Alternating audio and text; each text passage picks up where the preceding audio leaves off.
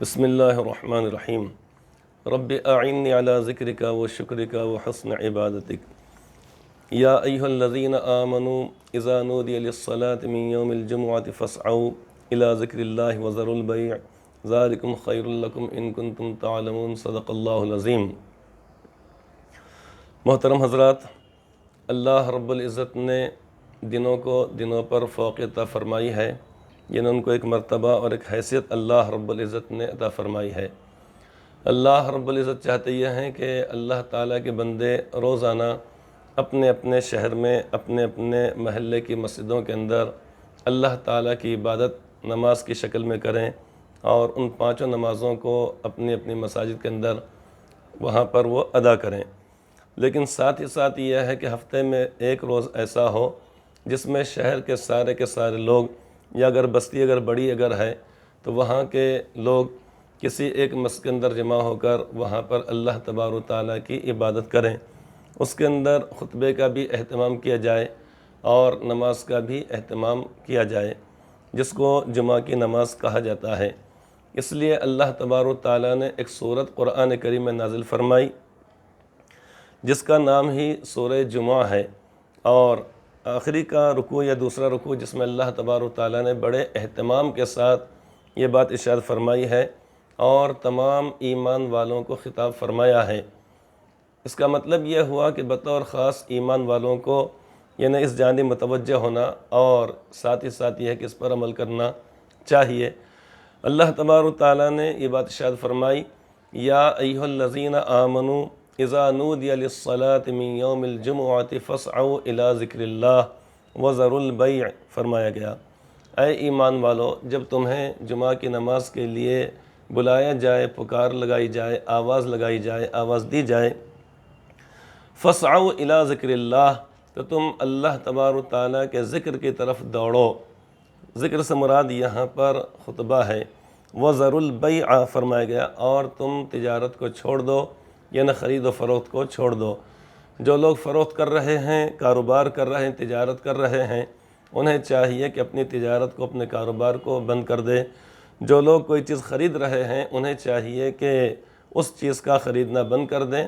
اور نماز کے بعد یعنی پھر دوبارہ خرید و فروخت کی اجازت ہی نہیں دی گئی بلکہ اس کا حکم بھی دیا گیا ہے۔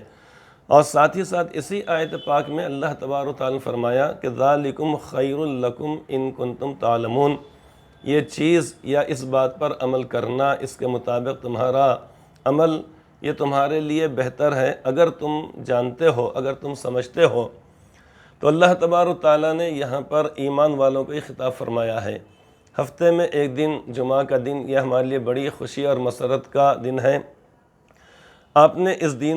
دن کو جمعہ کا دن آپ نے قرار فرمایا ہے، اور یہ بات ارشاد فرمائی ہے کہ یا معاشر المسلمین، آپ نے فرمایا کہ اے مسلمانوں کے گروہ، یا اے مسلمانوں کی جماعت، یا اے مسلمانوں، آپ نے فرمایا ان ھذا یوم جعلہ اللہ عیدا او کما قال علیہ السلام،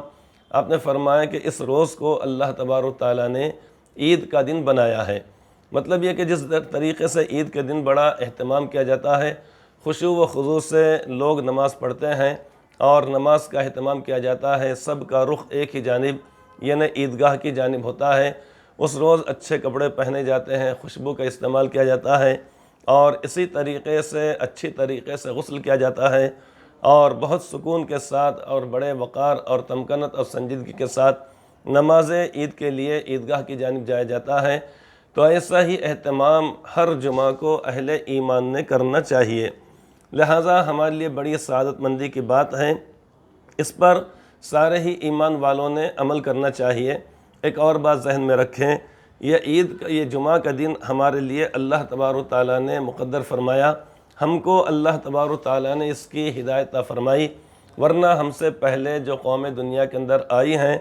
جیسے ہم سے پہلے قوم آئی نصرانی قوم جسے کہا جاتا ہے، ان پر اور ان سے پہلے اللہ تبارک و تعالیٰ نے یہودیوں پر اس دن کو پیش کیا کہ ہفتے میں ایک روز تم ایسا اپنے اللہ تعالیٰ کی بات کے لیے بناؤ کہ جس میں نماز کا اہتمام کیا جائے اور اس دن خشوع و خضوع کے ساتھ نماز پڑھی جائے، عبادت کی جائے۔ تو انہوں نے یعنی یہودیوں نے اس کو اپنے لیے پسند نہیں کیا۔ پسند نہیں کرنے سے مراد یہ ہے کہ انہوں نے ہفتے کے دن کو یعنی اختیار کیا، پھر جب دنیا کے اندر نصرانی قوم آئی، عیسائی قوم آئی، تو ان پر یہ پیشکش کی گئی، لیکن انہوں نے اتوار کے دن کو اپنے لیے انہوں نے منتخب کر لیا۔ اللہ رب العزت نے یہ دن ہمارے لیے مقدر فرمایا، اور ہم کو اس بات کی اللہ تعالیٰ نے ہدایت فرمائی کہ ہم اس دن کو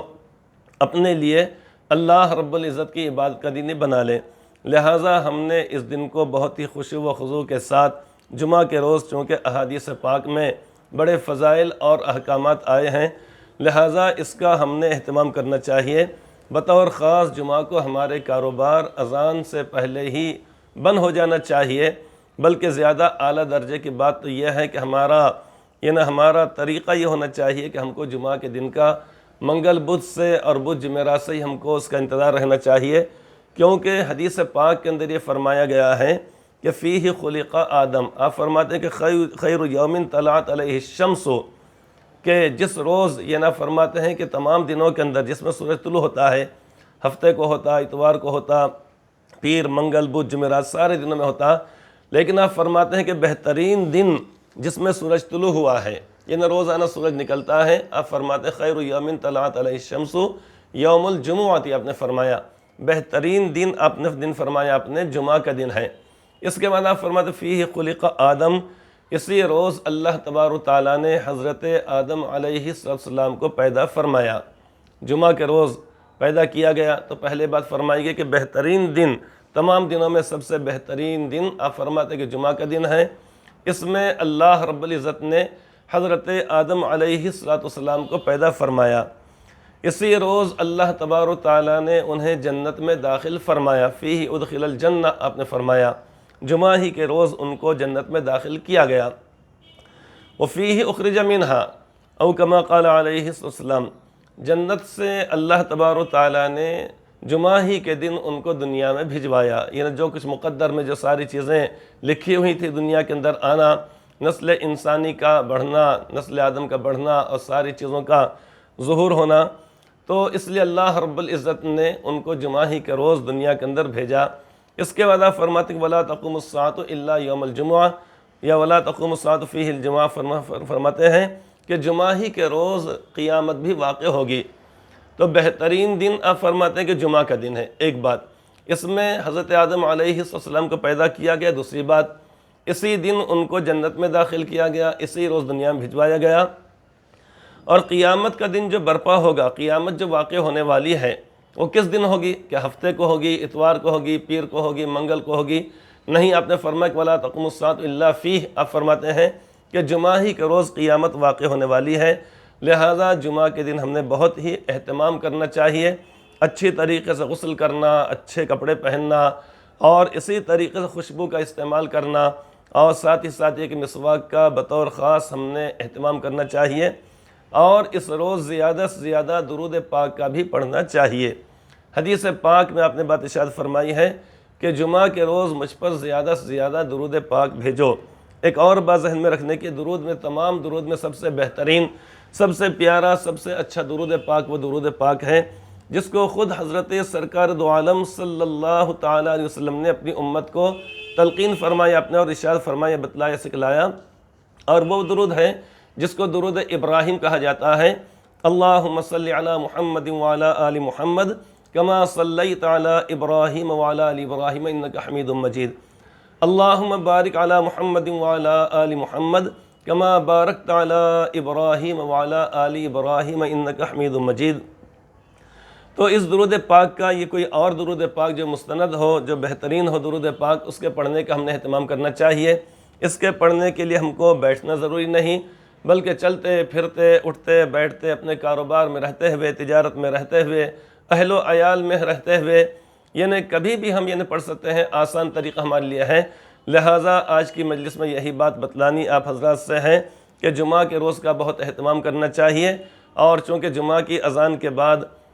کاروبار کی ممانعت آئی ہے، لہٰذا ہم نے اپنے آپ کو اس سے بچانا اور اس کے مطابق عمل کرنا چاہیے کہ ہمارے کاروبار، ہماری تجارت، ہمارے خرید و فروخت، ہمارے لین دین اذان کے بعد ہرگز نہیں ہونا چاہیے۔ اللہ تبارک و تعالی ہم سب کو اس کی توفیق عطا فرمائے، آمین ثم آمین۔